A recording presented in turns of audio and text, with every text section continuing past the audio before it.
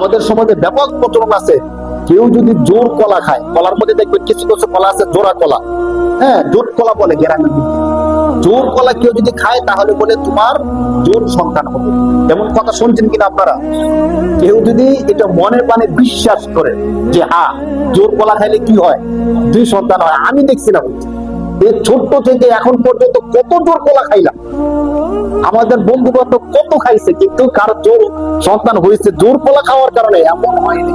কিন্তু মানুষের মধ্যে ব্যাপক প্রচলিত, দেখবেন কথায় কথা বলবে জোর কলা খাইতে যায় না, জোর সন্তান হবে। আরে ভাই জোর সন্তান হলে তো ভালো না, 2 বারের কষ্ট একবারে হয়ে গেল, 2 বারের খরচ একবারে সেরে গেল। তো মানুষ খাইতে নিশ্চিত না, জোর কলা খাওয়া যাবে না। আর দোকানদার বাইরেও জোর কলাকে গণেই না, আলাদা আলাদা ধরে অথবা গণনার মধ্যে রাখে না, অথবা 2 কলাকে 1 কলা ধরে দেখেন। কারণ জোর কলা মানুষ নিতে চায় না, খাইতে চায় না। কেউ যদি মনে প্রাণে বিশ্বাস করে যে এই জোর কলা খাইলে জোর সন্তান হবে, সে শিরক করে। কারণ 1 সন্তান জোর সন্তান দেওয়ার ক্ষমতা কার? কলা কোনদিন সন্তান দিতে পারে না। জোর কলা যদি সন্তান 2টা দিতে পারতো, তো যাদের সন্তান হয় না বাজারের মধ্যে গরু না দিয়া সারা দেশের সমস্ত জোর কলা গুলো খাইয়ে ফেলো, তাহলে তো সন্তান চলে আসে। কি বলেন ভাই?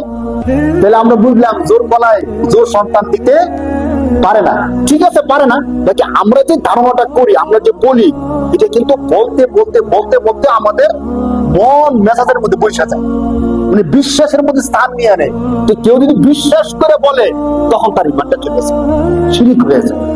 একটা হলে আমি বললাম আমি জানি জোর কলা দেন, এরপরে দৃষ্টান্ত করলাম একটা বিষয়। একটা হলো বলতে বলতে ছোট থেকে শুনতে শুনতে বিশ্বাস হয়ে গেছে জোর কলা খাইলে কি হয়, জোর সন্তান হয়, মানে এই জোর কলায় জোর সন্তান দেয়, এই বিশ্বাস করে তাহলে তার ইমানটা চলে যাবে।